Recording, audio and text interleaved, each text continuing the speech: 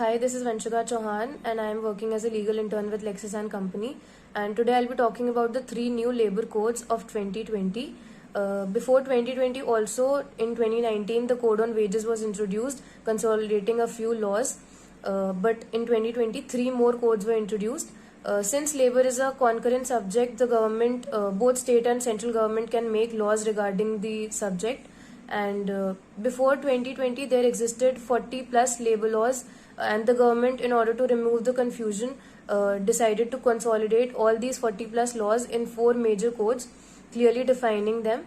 And the major purpose of the government by doing so was to reduce complexity, increase ease and compliance, and to increase accountability and transparency.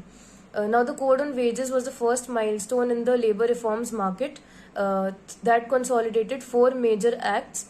These were the Payment of Wages Act and Payment of Bonus Act, Minimum Wages Act, and Equal Remuneration Act. Now, coming to the Industrial Relations Code of 2020, it consolidated three major laws, which was the Trade Unions Act, Industrial Disputes Act, and Industrial Employment Standing Orders Act. So the major changes that were brought about with the Industrial Relations Code of 2020 was regarding the number of workers. If an establishment has 300 or more workers, then it has to compulsorily make rules and regulations regarding the holidays, workers' classifications, pay days, and wage rates. These were also called the standing orders, and earlier this limit of workers was 100 workers or more. Now, if an establishment has 300 or more workers, then it has to take the prior approval of the government in case of retrenchment, closure, or layoff.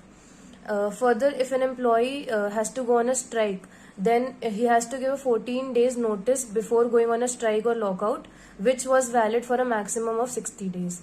Now, coming to the changes in trade unions, if an establishment has more than one trade union, then in order to determine the sole negotiating status of a trade union, it has to have more than 51% of employees as members.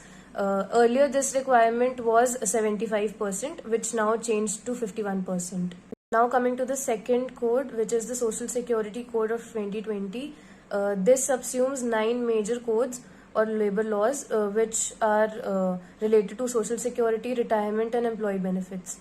Now, this code promises universal social security for the very first time, which includes organized as well as unorganized workers.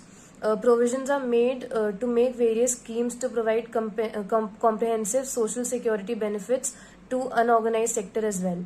The government will from time to time formulate and notify suitable schemes for provident funds, employment, injury benefits, housing, educational scheme for students, etc. This code also expanded the definition of employees to include more workers like interstate migrant workers, platform workers, gig workers, film industry workers, etc. After this code, the working journalists' gratuity period was reduced from 5 years to 3 years.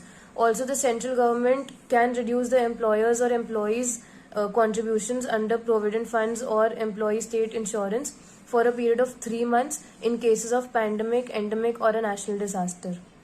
Now, coming to the third code, which is the Code on Occupational Safety, Health, and Working Conditions of 2020.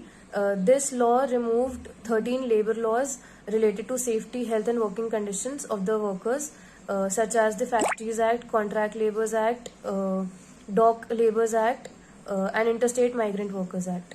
Now, the aim of this code was not only to regulate employment, but also to look after the health, safety, and working conditions of the employers or employees.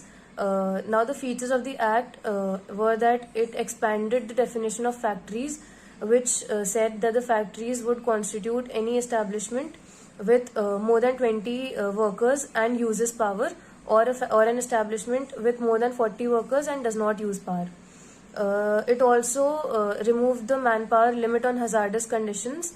Further, it was compulsory for contractors employing more than 50 workers to be governed by this law. Also, a maximum daily limit of working was set at 8 hours per day. Also, the women can seek work in any establishment. Further, the central government and the state government were to maintain the records of interstate migrant workers, and the workers with more than 18,000 per month salary would be considered to be interstate migrant workers. Now, these were the major reforms in the labor market of India, but we have yet to see how these reforms would be implemented in India.